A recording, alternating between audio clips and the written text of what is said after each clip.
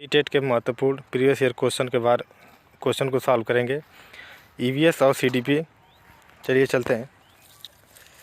इनमें से कौन सा बाल विकास का एक सिद्धांत है? ऑप्शन फर्स्ट, यह विकास का परिपक्वन तथा अनुभव के बीच अनुक्रिया की वजह से घटित होता है। विकास प्रत्येक बच्चे की गति का सही ढंग अनुमान लगा सकता है। अनुभव विकास का एकमात्र निर्धारक है। विकास प्रबलन तथा दंड के द्वारा सुनिश्चित किया जाता है। तो इसका सही उत्तर होगा विकास परिपक्वन तथा अनुभव के बीच अनुक्रिया की वजह से घटित होता है। अगला क्वेश्चन, विकास शुरू होता है उत्तर बाल्यावस्था, प्रसव पूर्ण अवस्था, शैशवावस्था से, पूर्व बाल्यावस्था से।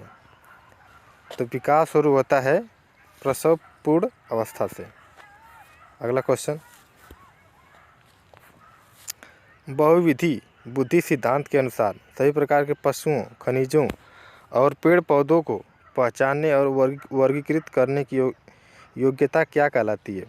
पहला, प्राकृतिक बुद्धि, दूसरा स्थानिक बुद्धि, तीसरा भाषायिक बुद्धि, चौथा तार्किक गणितीय विधि। तो इसका सही उत्तर होगा प्राकृतिक बुद्धि। अगला क्वेश्चन, कितने साल के बच्चे में आत्मगौरव की भावना सर्वाधिक पाई जाती है? विकल्प नंबर 1, 13 से 19 वर्ष तक, दूसरा 6 से 12 वर्ष तक, तीसरा 20 से 40 वर्ष तक, चौथा जन्म से 5 वर्ष तक। तो सबसे अधिक आत्मगौरव की भावना सर्वाधिक 13 से 19 वर्ष तक के बच्चों में पाई जाती है। अगला क्वेश्चन, 16 पीएफ का प्रयोग किसके मापन हेतु किया जाता है? ऑप्शन फर्स्ट, रचनात्मकता, व्यक्तित्व, दबाव, अभिरुचि। तो 16 पीएफ का प्रयोग रचनात्मकता के लिए नहीं, 16 पीएफ का प्रयोग रचनात्मक व्यक्तित्व के लिए किया जाता है। अगला प्रश्न, कक्षा नायक द्वारा प्रयुक्त मूल्यांकन का प्रकार अनुदेशन के समय सीखने के विकास में किया जाता है कहलाता है। संकलित मूल्यांकन, दूसरा नैदानिक मूल्यांकन, प्लेसमेंट मूल्यांकन, और चौथा फॉर्मेटिव मूल्यांकन। तो कक्षा नायक का द्वारा प्रयुक्त मूल्यांकन का प्रयोग फॉर्मेटिव मूल्यांकन के लिए किया जाता है। सही उत्तर होगा। अगला प्रश्न, निम्नलिखित में से कौन सा मुख्य रूप से आनुवंशिकता संबंधी कारक है? तो पहला, आँखों का रंग, दूसरा सामाजिक गतिविधियों में भागीदारिता, तीसरा समकक्ष व्यक्तियों के समूह प्रति अभिवृत्ति, चौथा चिंतन पैटर्न।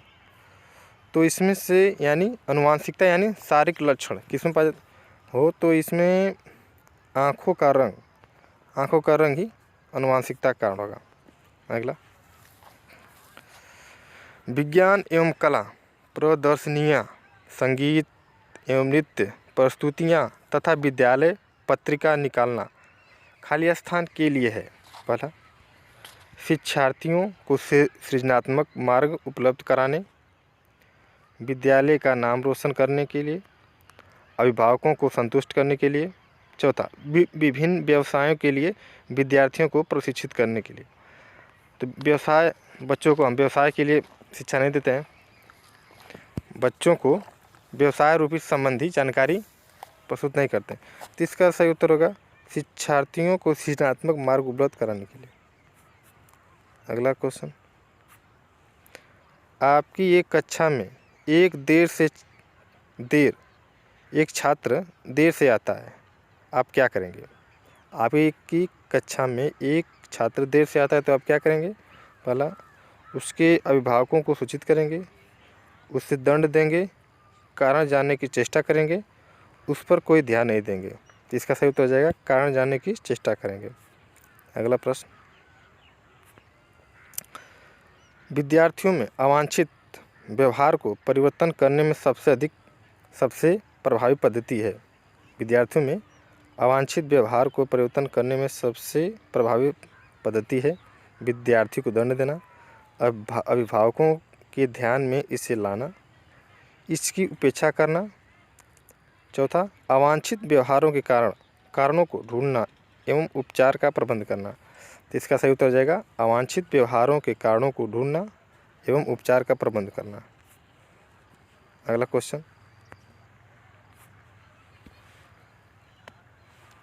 क्वेश्चन, एक सामान्य 12 वर्ष के बच्चों में सबसे अधिक होना संभव है। पहला, कुल प्रेरक समन्वय में कठिनाई। दूसरा, समकक्षी के अनुमोदन के लिए बेचैनी। तीसरा, अब और यहाँ में उसकी रुचियों को सीमित करना। चौथा, वयस्कों खुश करने में दुश्चिंता की अनुभूति। तो इसका सही उत्तर हो जाएगा समकक्षी के अनुमोदन के लिए बेचैनी। कौन सा भूलने का कारण नहीं है? पहला, मानसिक द्वंद्व। दूसरा, सीखने का मात्रा। तीसरा, शिक्षक की योग्यता। चौथा, पुनरावृत्ति का अभाव। तो इसका सही उत्तर होगा शिक्षक की योग्यता। शिक्षक की योग्यता भूलने का कारण नहीं है। अगला, एक बच्चा अतीत की समान परिस्थितियों में की गई अनुक्रियाओं के आधार पर स्थिति के प्रति अनुक्रिया करता है, यह किससे संबंधित है? एक बच्चा अतीत के समान परिस्थितियों में की गई अनुक्रियाओं के आधार पर स्थिति के प्रति अनुक्रिया करता है, यह किससे संबंधित है? पहला, सीखने का सादृश्य नियम। दूसरा, सीखने का प्रभाव नियम। तीसरा, सीखने की प्रक्रिया का अभिवृत्ति नियम। चौथा, सीखने का तत्परता नियम। तो इसका सही उत्तर हो जाएगा सीखने का प्रभाव नियम। अगला,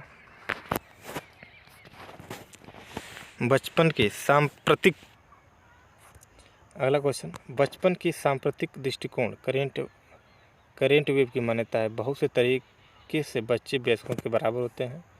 बच्चों को युवा प्राप्त वयस्कों के रूप में सबसे अच्छा माना जाता है। तीसरा, बचपन आधारित रूप से प्रतीक्षा अवधि है, वेटिंग पीरियड। बचपन वृद्धि एवं परिवर्तन की एक अनूठी अवधि है। तो इसका सही उत्तर हो जाएगा बचपन वृद्धि एवं परिवर्तन की एक अनूठी अवधि है। अगला क्वेश्चन, किस मनोवैज्ञानिक के अनुसार सीखने का मतलब ज्ञान निर्माण करना है? पहला, स्किनर। दूसरा, पियाजे। तीसरा, थॉर्नडाइक। चौथा, लेव वाइगोस्की। तो इसका सही उत्तर जाएगा पियाजे। अगला क्वेश्चन,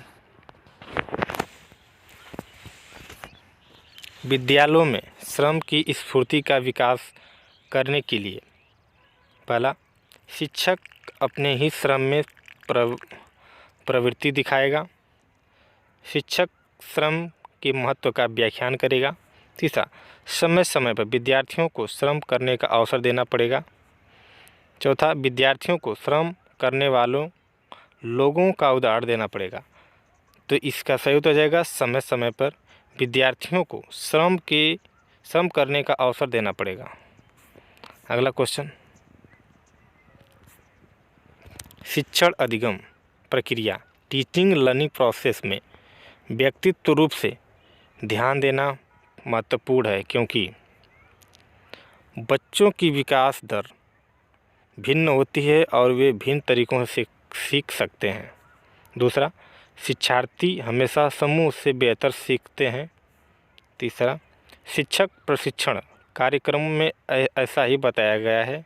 चौथा, इससे प्रत्येक शिक्षार्थियों को अनुशासित करने के लिए शिक्षकों को बेहतर अवसर मिलते हैं।